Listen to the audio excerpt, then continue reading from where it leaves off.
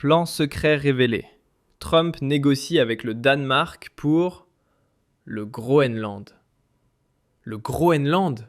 Oui, tu as bien entendu. Ce morceau de glace désolé, mêlant glacier éternel et folie géopolitique, devient soudain le nouvel épicentre du grand jeu mondial. Et pendant que Donald Trump, vieux renard qu'il est, affole l'opinion publique mondiale avec un simple post sur Truth Social, le chancelier allemand Friedrich Merz assiste tranquillement à un match de foot. Pensée affectueuse à ceux qui, en entendant le mot leadership, ne pensent pas aussitôt à une bière de stade. Bienvenue dans l'ère du non-dit. Et alors, que s'est-il passé ? Donald Trump, président des États-Unis, vient d'imposer officiellement de nouveaux droits de douane à l'encontre de l'Allemagne et d'autres pays de l'UE. 10% à partir du 1er février 2026, puis 25% en juin. La raison ? L'UE s'est mêlée, encore une fois, de ce qui ne la regarde pas, au Groenland. Berlin y a envoyé 15 soldats de la Bundeswehr, du grand cinéma, comme si 3 types en treillis sur une banquise allaient changer quoi que ce soit. Et pendant que les sirènes diplomatiques retentissent à Washington, Merz joue au ballon avec Hendrik Wüst. Qui aura la plus grosse miche de pain noir dans le stade de San Paoli ? Trump n'y est pas allé par 4 chemins dans sa déclaration. Citation : « Ces pays qui jouent à ce jeu dangereux s'exposent à un risque inacceptable et insoutenable. » Et il a raison. Qu'est-ce que l'Allemagne, la France, les Pays-Bas, la Finlande ou même Koda ont bien pu perdre là-dedans ? Qui peut sérieusement croire qu'une poignée de soldats envoyés au Groenland suffira à faire face à la supériorité économique et stratégique des États-Unis ? Et pourquoi Trump choisit-il de répondre par des droits de douane ?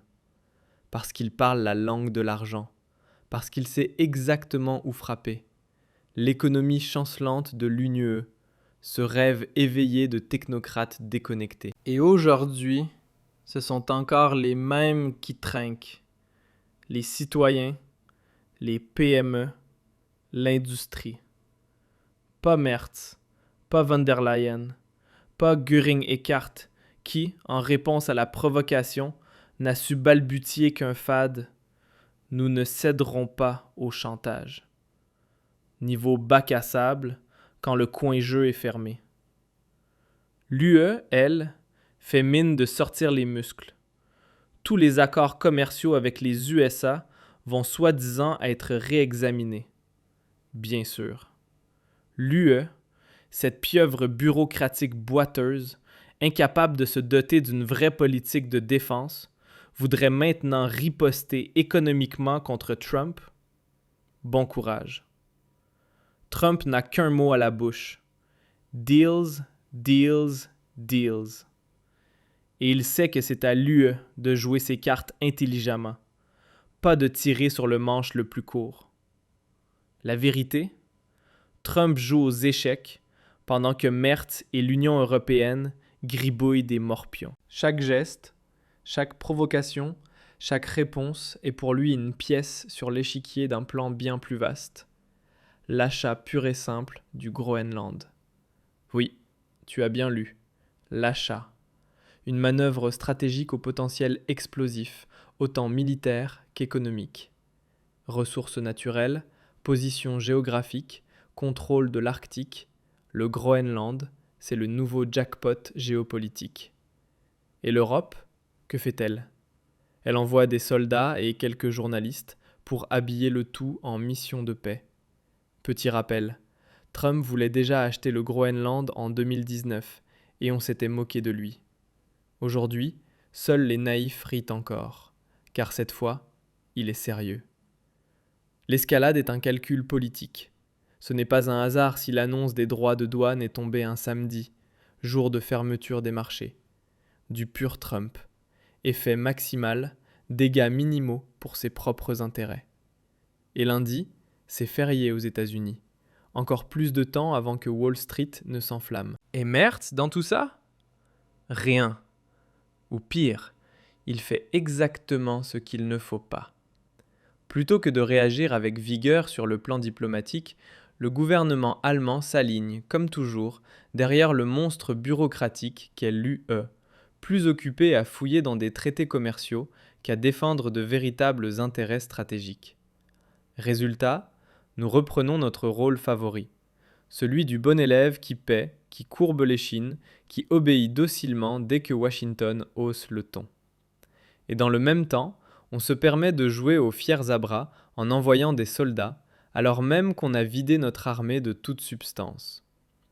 Souvenons-nous, Merkel, Scholz et leurs copains ont méthodiquement saigné la Bundeswehr pendant des décennies. Le dividende de la paix, ce conte de fées d'un autre temps, a servi d'excuse à l'indifférence, à l'incompétence et à l'usure politique. Aujourd'hui, nous voilà là, sans colonne vertébrale, sans vision, mais avec 25% de taxes punitives sur nos produits. Merci, monsieur Merz. Notre personnel, notre portée est en train d'être réduite. Si vous trouvez ce sujet important, pensez à liker ou commenter la vidéo. Et si tu crois que ça ne peut pas être pire, accroche-toi bien. Car pendant que Trump accentue la pression, prépare ses deals et manœuvre à toute vitesse sur l'échiquier géopolitique, à Berlin, la seule chose qui bouge, c'est la petite cuillère dans la tasse de café du siège du parti. On dirait une mauvaise blague, sauf que plus personne ne rit. L'économie saigne. Le Mittelstand allemand, colonne vertébrale du pays, encaisse de plein fouet les droits de douane. Les entreprises tournées vers l'exportation sont déjà à bout de souffle. Et que font nos représentants ? Ils débattent de la diversité dans les ateliers des ministères. Pensée délicate à ceux pour qui le mot « transformation » ne rime pas encore avec licenciement. Les dégâts sont bien réels. Industrie automobile, génie mécanique, chimie, tous des secteurs clés, tous massivement tournés vers les États-Unis. Et il ne s'agit pas de gadgets pour milliardaires, mais d'industries stratégiques, d'emplois, de vie. Si on ajoute maintenant 25% de taxes à tout ça, tu peux deviner la suite. Les commandes s'en vont, la production coûte plus cher, les marges fondent, et qui paie l'addition à la fin ? Exactement, l'ouvrier, le contribuable, toi et moi. Pendant ce temps, à Bruxelles, on fait semblant que tout est sous contrôle. Ursula von der Leyen promet que l'Europe ne cédera pas. Oui, bien sûr, c'est exactement ce qu'on avait dit pour le Brexit, pour le fiasco Nord Stream, pour le chaos des vaccins. Et à chaque fois, le résultat a été le même. Désordre, division, incompétence. On peut sérieusement se demander combien de fois l'UE devra encore poser la main sur la plaque brûlante avant de comprendre que ça brûle. Et Trump, lui, il continue d'appuyer là où ça fait mal. Il ne lâchera rien tant qu'il n'aura pas obtenu ce qu'il veut. Son objectif est limpide. Acheter le Groenland. Non pas avec des armes, mais avec la pression économique. Et le plus ironique, si l'UE avait été un tant soit peu clairvoyante, elle aurait pris les devants sur le plan diplomatique. Peut-être en proposant un projet d'infrastructure commun avec les États-Unis, voire un accord de coopération économique autour du Groenland. Mais non, il a fallu y aller direct avec les bottes militaires. Bravo, de la diplomatie digne d'une cour de récré. Et maintenant, au lieu de garder la tête froide, l'Allemagne replonge dans son théâtre de panique habituel. Les médias hurlent qu'il faut enfin tenir tête à Trump. Les Verts veulent convoquer l'ambassadeur. Le SPD exige un signal fort et commun à l'échelle européenne. Mais quel genre de signal est-ce donc ? Celui que nous sommes économiquement suicidaires ? Que nous préférons l'idéologie à la réalité ? Que nous allumons des mèches au lieu de négocier ? Petite parenthèse, pendant que tu regardes cette vidéo, le gouvernement prépare déjà des mesures qui vont te concerner, que tu le veuilles ou non. La vraie question c'est, as-tu un plan ? Sinon, clique sur le lien sous cette vidéo. Notre nouveau système de préparation aux crises t'explique exactement comment te protéger juridiquement, financièrement et concrètement avant que la prochaine vague ne frappe.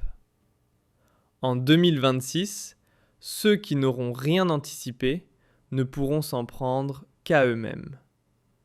Et puis, il y a Merz, notre chancelier de l'économie. Celui qui nous avait promis de renforcer l'Allemagne.